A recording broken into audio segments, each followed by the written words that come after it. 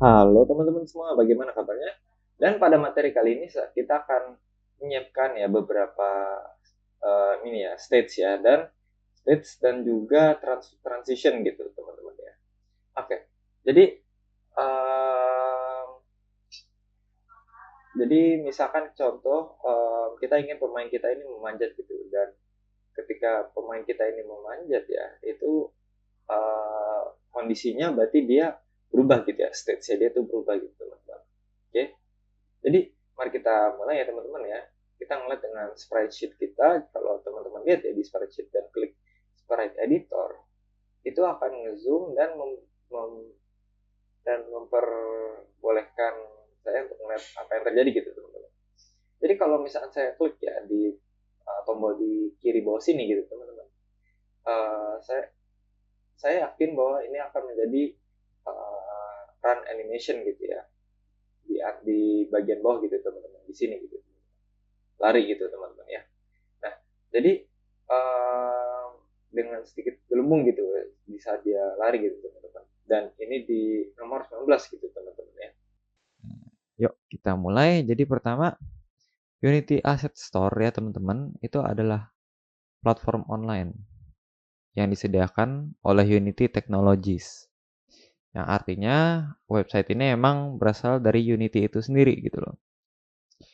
Nah, di mana para pengembang itu dapat membeli dan menjual aset untuk digunakan dalam proyek Unity mereka gitu. Jadi, teman-teman kalau misalkan pengen membeli atau menjual aset gitu ya, itu bisa di Unity Store ini gitu teman-teman. Nah, aset ini bisa berupa tadi ya model 3, bisa berupa model 3D, animasi, tekstur, script, plugin, dan lain sebagainya teman-teman. Jadi Asset Store ini sangat membantu untuk mempercepat pengembangan dan meningkatkan kualitas proyek kalian gitu teman-teman ya. Untuk mengakses Unity Asset Store teman-teman, itu bisa dua cara ya. Itu bisa melalui browser ya atau melalui editor Unity langsung gitu ya. Kalau di browser, teman-teman tinggal kunjungin situs assetstore.unity.com. Terus login menggunakan akun Unity kalian gitu ya, teman-teman. Di sini teman-teman bisa mencari dan menjelajah berbagai aset yang tersedia gitu ya buat teman-teman pakai gitu. Lalu kedua ada melalui Unity Editor ya. Nah, teman-teman tinggal perlu buka Unity Editor ya. Lalu di atas itu klik Window dan pilih Asset Store teman-teman. Yang nanti kalian akan diarahkan ke jendela Asset Store dalam Unity gitu ya, teman-teman. Nah, setelah masuk ke Asset Store, kalian bisa memulai mencari aset yang kalian butuhin gitu, teman-teman. Jadi teman-teman bisa pakai kotak pencarian ya di bagian atas ya atau searching untuk mencari aset tertentu gitu, teman-teman. Atau menjelajahi kategori-kategori yang berbeda dan tersedia. Misalnya kita akan mencari model 3D dari pohon ya, teman-teman.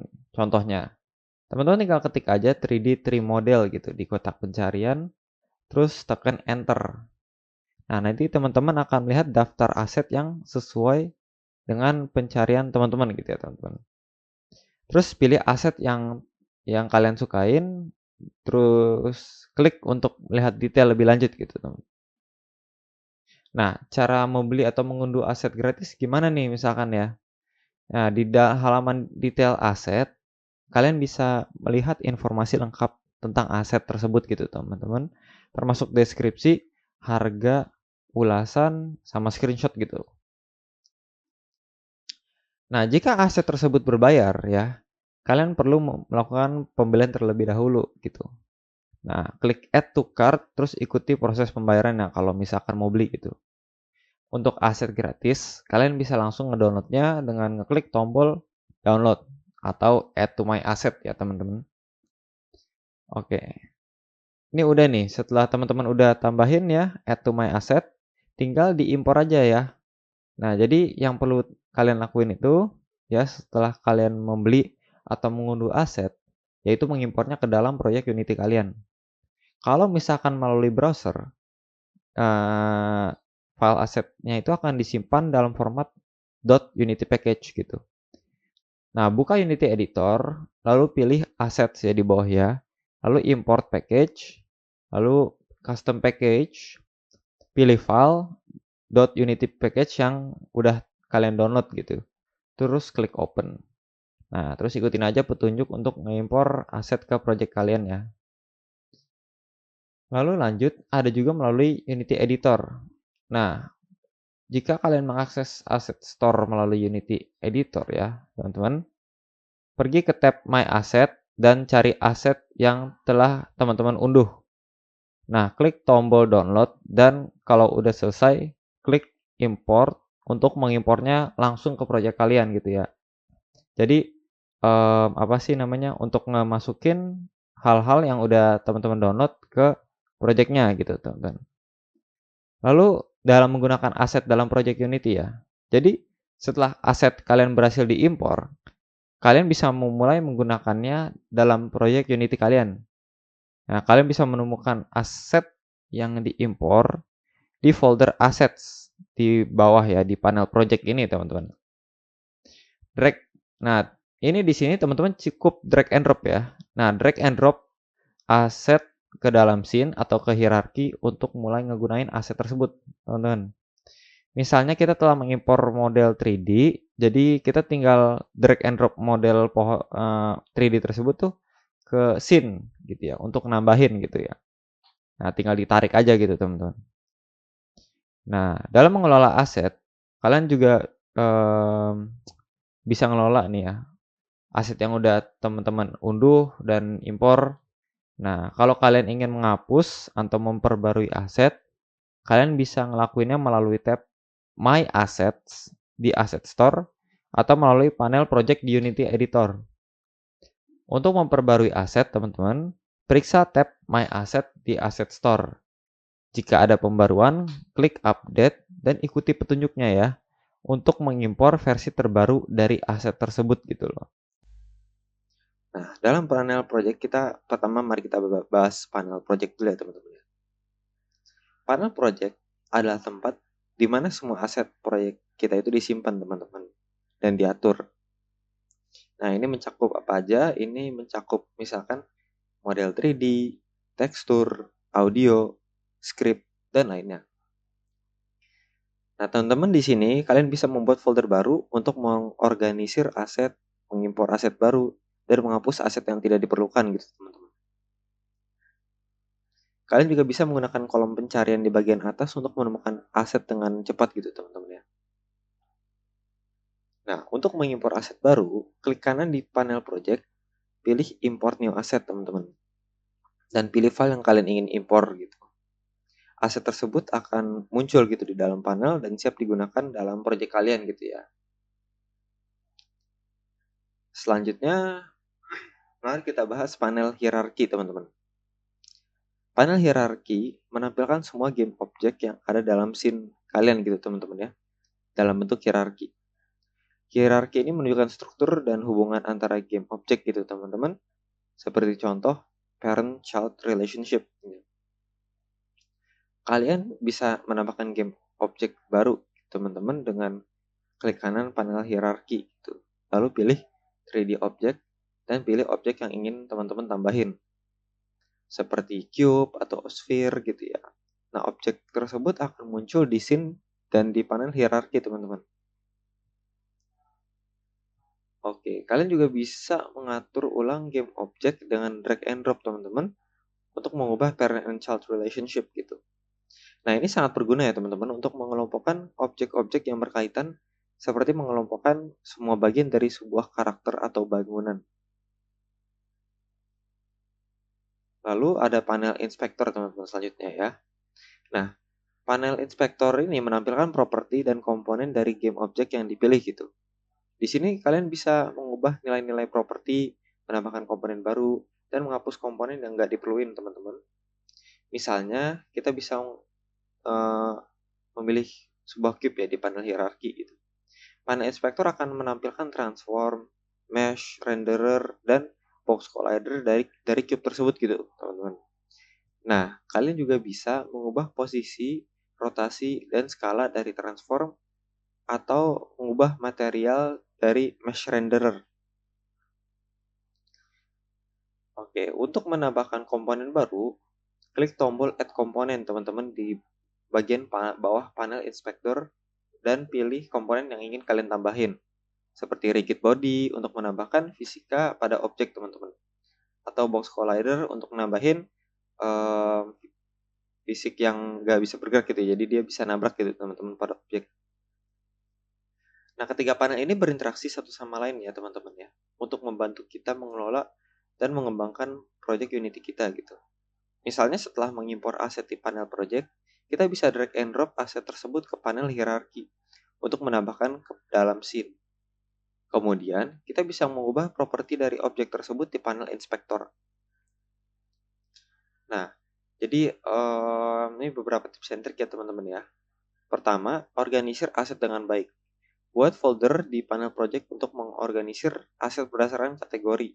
Contoh, model, tekstur, script, dan lain-lain gitu teman-teman. Pokoknya diorganisir aja.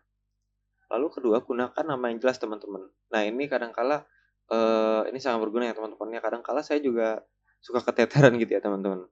Jadi beri nama yang deskriptif ya teman-teman untuk setiap game objek di panel hierarki untuk ngemudahin identifikasi teman-teman. Lalu ada lagi, manfaatkan prefabs ya. Simpan objek yang teman-teman sering gunakan di prefab di panel project untuk mempercepat proses pengembangan gitu ya, untuk biar bisa gampang dicari dan segala macam gitu ya. Itu berarti bersentuhan gitu ya teman-teman ya. Ya, itu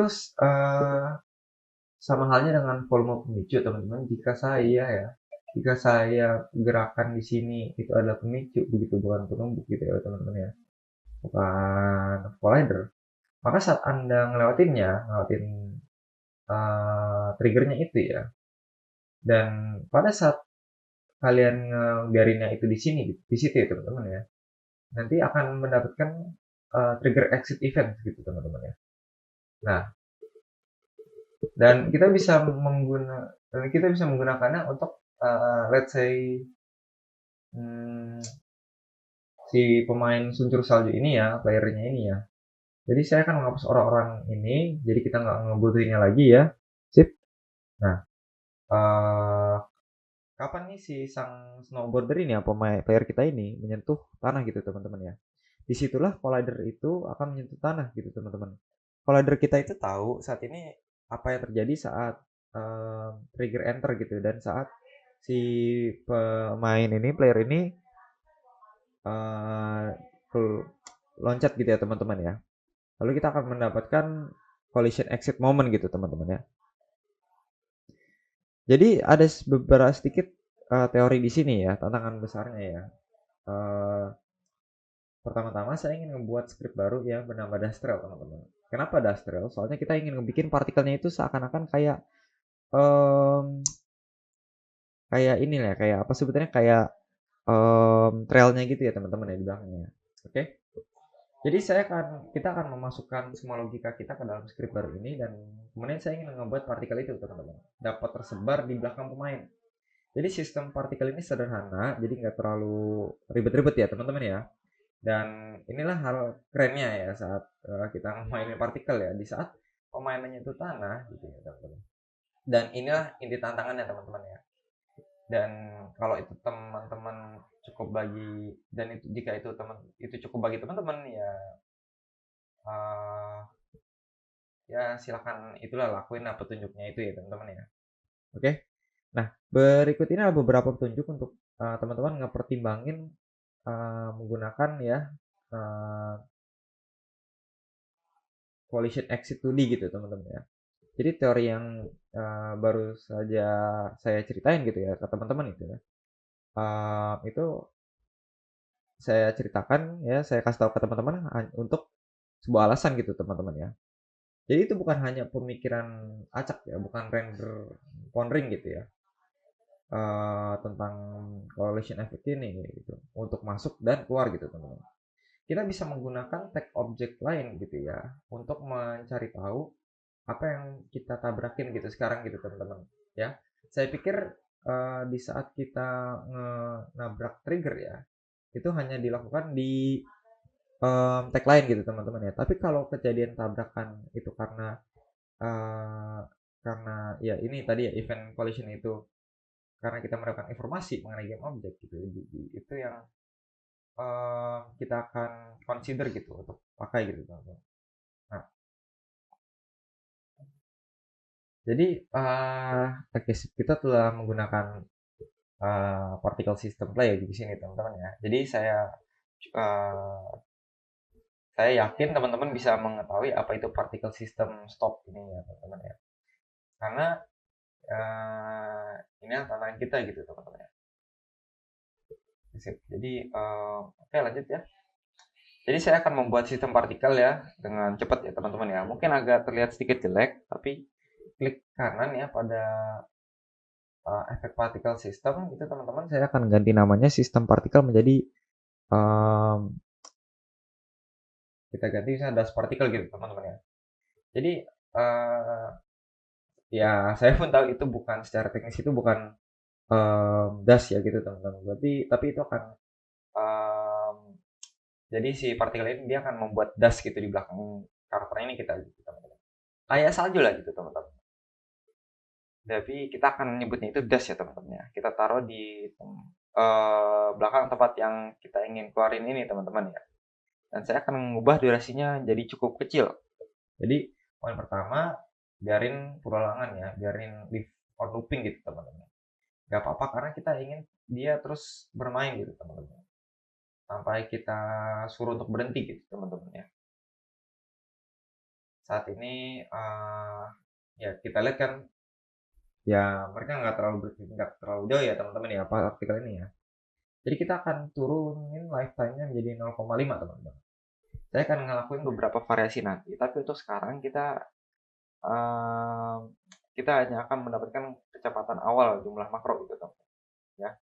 Saya rasa nggak kenapa-napa karena saya akan pindah ya, kita ingin membuat mereka tetap bertahan gitu teman-teman ya. Jadi saya akan mengubah ini ya menjadi 50 gitu teman-teman ya. Oke, sip. Saya akan nyari renderer ya di bawah ini, ganti material, lalu klik selektornya teman-teman ya. Oke, ke yang ini, ke square ini teman-teman ya. Oke, good. Nah, mereka terlalu gede sekarang. Jadi kita coba kurangin ukurannya menjadi kita katakanlah 0,2 gitu ya. Oke, so far so good gitu teman-teman ya.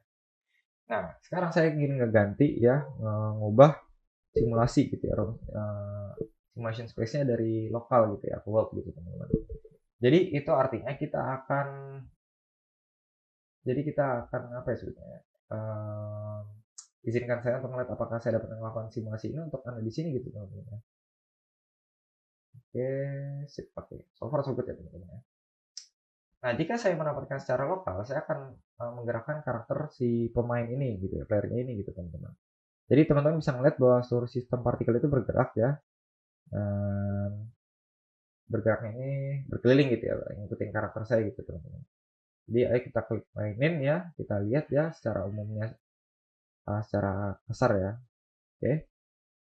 Dan saya nggak terlalu ingin mempermasalahkannya saat ini karena saya tahu saya ingin masuk ke kodenya gitu. Tapi mari kita lihat ya sehingga teman-teman bisa melihatnya ya. Oke, sip. Jadi maksud saya ada partikel kecil yang berterbangan di belakang saat kita jalan gitu teman-teman. Kelihatannya oke gitu. Saya akan mengubahnya gitu. Jadi uh, daripada kita pancarin dalam lingkaran seperti ini, kita ubah bentuknya teman-teman ya. Jadi kita ubah bentuknya ke cone gitu. Menurut saya gitu keren gitu teman ya. Nah, dan teman-teman bisa ngeliat ini nggak kelihatan kayak cone gitu teman ya, nggak kayak kerucut gitu ya. Ya, jadi kita klik D gitu teman ya. Yang teman-teman lihat ya, si cone-nya ini menunjuk ke layar ke sumbu Z gitu ya teman-teman. Nah, jadi kalau kita ubah ke Y ya teman-teman. Nah, ini akan mengubah ke belakang gitu teman-teman, kerucutnya gitu ya. Dan saya akan setel ini ke minus 90 gitu. Ya, kurang titik awalnya gitu teman-teman ya. Nah, itu akan menjadi radiusnya gitu. Turunin sedikit, terus naikin sedikit juga, jadi kita akan lihat bagaimana gitu ya. Lumayan lah ya, not too bad gitu. Nah, saya akan mengubah satu hal terakhir dan kemudian saya akan move on gitu teman-teman. saya akan ubah awalnya ya, terus saya percepat menjadi 2. Nah, ini dia ya, beberapa partikel dust ya. Oke. Nah, cukup bagus untuk saat ini. Jadi kita akan menyempurnakannya nanti gitu, teman-teman. Tapi untuk sekarang ya, kita mempunyai sesuatu yang disebut dust particle, dan dust particle ini nempel di player ini gitu, teman-teman. Jadi hal berikutnya yang saya ingin lakukan, teman-teman ya, itu akan um, ngebuat C# dan kita akan menyebutnya Dastrel, teman-teman. Nah, jadi pertama-tama apa yang saya lakukan ya dengan nambahin dust particle ini ya di tempat yang saya ingin tambahkan gitu, teman-teman. Jadi saya akan nambahin Dastrel ya sebagai script di atas pemain ya, teman-teman ya. Di atas playernya gitu. Jadi saya akan scroll ke bawah dan drag ya Dastrelnya itu ke Berry, teman-teman. Ke si playernya ini gitu. Dan teman-teman mungkin akan berkata gitu, kenapa nggak ngeletakin semuanya aja ini di player controller gitu ya, teman-teman ya. Nah, kita cukup memasukkan semua kode kita ke sana gitu ya. Tapi kalau kembali lagi ya, teman-teman ya, kalau misalkan eh, kalau ya misalkan kita terlalu banyak gitu masukin, itu ntar akan ribet juga gitu, teman-teman ya. Ya, akan berbeda gitu apa yang dilakukannya gitu ya. Nah, jadi bagaimana kerjanya gitu jika Anda memiliki hal-hal seperti ini gitu, kayak script terpisah gitu. Setelah menyiapkan ini ya Dastrel, teman-teman ya. Nah, teman-teman tidak perlu untuk menghalangi jika teman-teman ngelakuin work-nya ini di player controller gitu ya, dan selanjutnya gitu sebagaimananya gitu. Oke, jadi ini adalah bagian dari praktik pengkodean yang baik untuk setiap kelas atau setiap script gitu, teman-teman. Oke, ini cobalah untuk memiliki satu tujuan, oke teman-teman ya. Oke, kembali ke Dastrel, teman-teman. Sekarang hal yang pertama ingin saya lakukan adalah menunjuk atau mendapatkan referensi untuk partikel kita, teman-teman. Jadi saya akan pergi ke serialize field dan ganti particle system menjadi, dan particle system itu akan saya panggil dust particle ya, teman-teman ya. Sebut dust particle gitu ya. Dan sekarang saya cukup yakin saya tidak akan perlu menggunakan start atau update, teman-teman. Saya hanya akan menghapusnya dan saya akan ngebuat sendiri on collision enter gitu ya, untuk ide gitu, untuk menghapus private gitu ya, private sedikit ngeperbaikin formatnya sedikit gitu ya, teman-teman. Oke. Oke, jadi kita sudah nyiapin semua bentuk kita ya, udah siap ya. Dan saya akan pergi ke world saya, klik level, sprite, shape, dan tag itu akan saya tambahkan sebagai ground gitu, teman-teman. Nah, itu sudah ditandai sebagai ground, teman-teman. Dan lihat itu ya, teman-teman ya. Kita nggak perlu menjadikannya sebagai petunjuk yang udah kita lakukan gitu ya. Jadi untuk kita, teman-teman ya, saya suka ngeliat visualnya gitu. Ketika saya mencoba mencari tahu apa kodenya gitu ya, yang apa yang harus dilakukan kepada pemain jika menyentuh tanah gitu. Nah, kalau player itu tidak menyentuh tanah gitu, teman-teman, jangan, itu nggak akan memainkan partikelnya gitu. Jangan mainin partikel, teman-teman. Jadi pertama-tama kita ingin memastikan bahwa misalnya karakter kita menyentuh tanah gitu, teman-teman. Jadi perlu diingat-ingat ya, for informasi tentang hal lain jika menyentuh tanah itu ada pemain gitu, teman-teman ya. Jadi tag objek itu sama dengan ya, dan kita ingin mempunyai tag ground gitu, teman-teman. Jadi kita ingin mencari dust particle kita, dan dust particle itu akan kita mainkan gitu, teman-teman. Kayak semacam layer gitu segala macam dalam Unity gitu ya, teks itu jadi buat nentuin mana posisi atau lokasi atau letak dari sprite yang ada di Unity, teman-teman. Nah, itu akan kita menggunakan teks gitu ya, teman-teman ya. Nah, itu nanti akan diselingin dengan if statement juga, teman-teman. Lalu kita akan coba ngebuat how to destroy object gitu ya. Apa sih obstacle course kalau nggak ada objek yang destroy gitu ya, yang hancur gitu. Akan kita bahas juga how to destroy object gitu ya. Soalnya biar gamenya lebih seru gitu, lebih fun gitu, lebih menyenangkan, kita akan menggunakan juga kita akan pelajari how to destroy object gitu ya, teman-teman ya. Oke. Nah, selain how to destroy object, yang ketiga, lalu terakhir, yang kedua tuh, setelah itu ada how to get komponen ya teman-teman ya. Kita akan menambah-nambahkan komponen, mencari komponen segala macam gitu yang akan kita bahas gitu juga. Dan terakhir ada boost and bumps ya. Karena kita gamenya berbasis mobil-mobilan gitu, pastinya akan lebih cocok kalau ada boost, ada apa sih betulnya nitro lah, ada uh, turbo segala macam. Nah ini nanti akan kita gunakan juga ya. Dan juga ada bumps, ada penghalang gitu ya, roadblock segala macam akan juga kita tambahkan gitu teman-teman. Jadi gimana? Menarik banget kan? Nah, ini adalah materi yang akan kita coba bahas ya tentang obstacle course ini di minggu ketiga ini gitu ya teman-teman. Oke sip ya, baik teman-teman nanti kita coba nanti di materi di video selanjutnya akan kita coba materinya mengenai introducing methods dulu ya dari awal dulu kita ke basic ya. Ya kita akan coba bahas bersama-sama. Oke sip teman-teman ya itu saja. Terima kasih untuk mendengarkan. Sampai jumpa di materi selanjutnya teman-teman. Bye bye.